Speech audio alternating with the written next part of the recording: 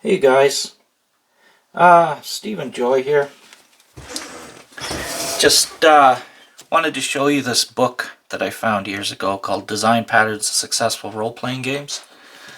And just a minute, I'm going to adjust my camera here a bit.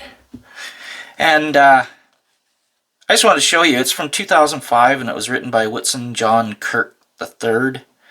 And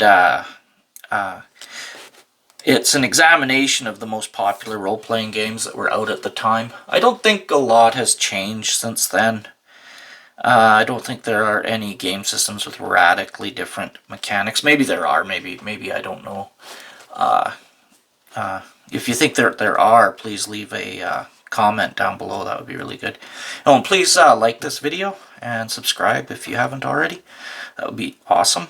Anyway, I just wanted to show you this book. It's a free book. It's Creative Commons. I like to print my books out, so I printed this book out. But if you look at the table of contents, you can see it just examines sort of mechanics from all different systems. Currency, endgame, failure rewards, game master, gauge, generalized contests, gifts, hit points, idioms, last man standing. It just goes through all different sort of popular game mechanics with role-playing games. And then it goes through actual specific games themselves. It examines the actual the mechanics of specific games. So you've got like Rollmaster and Riffs and Riddle of Steel and Puppet Land, The Pool, Paranoia, Noblest, Nicotine Girls, My Life with Master, just a whole bunch of different, the Hero System, a whole bunch of different systems, and looks at the dice mechanics. Anyway, this is just, if you're into game design, this is kind of a must-have book in my opinion. I'll put a link in the description because it is free. It's freely available online. And as you can see, basically each page is an examination of, an aspect of role-playing games. Like, for example, here's alignment, right? And it does an examination, looks at the different ways that games handle it.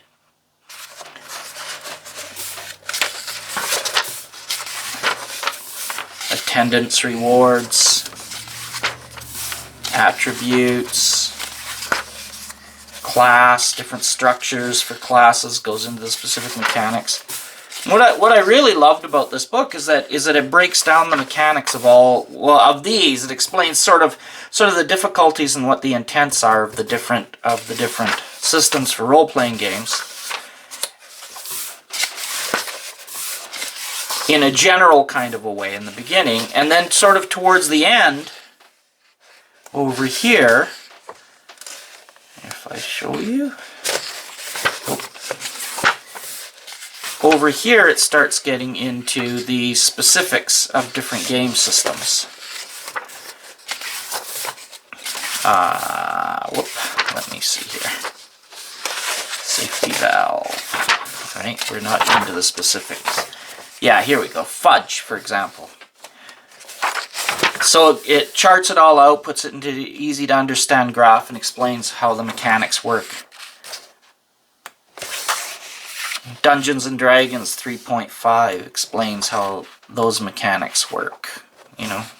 Don John, Dogs in the Vineyard. So if you're into making games, it's really good to know what's been out there and what kind of mechanics work and don't work. You can either adopt some of these mechanics for your own game system, or you could try and make something unique and different, which is sort of what I'm working on. One of the comments in this book that I took as kind of a bit of a challenge was that nobody had ever made a one-to-one game system. That's 1 point equals 1 point. Usually it breaks down. And so I took that as a challenge to create a one-to-one system, which is what my system basically is a one-to-one system. You'll see that as I progress in making the system. I thought it would be fun. He comments that he didn't think anybody had done it before because it's kind of boring. And I thought, well, yeah, I don't know if it would be boring. Let's see if we can make one that's not boring. So that's what I'm attempting to do with my solo game. But anyway, thought I'd show you this. I think it's a really neat book. I haven't seen anybody ever talk about it before. So I just wanted to bring it to everyone's attention. If you're into making games and stuff, I think that this is a great book. And yeah, down in the doodly-doo, down below, the comments, I'll put a link to this. And thanks for watching. Please leave a like and a subscription and a comment. That would be awesome. Alright, thanks for watching.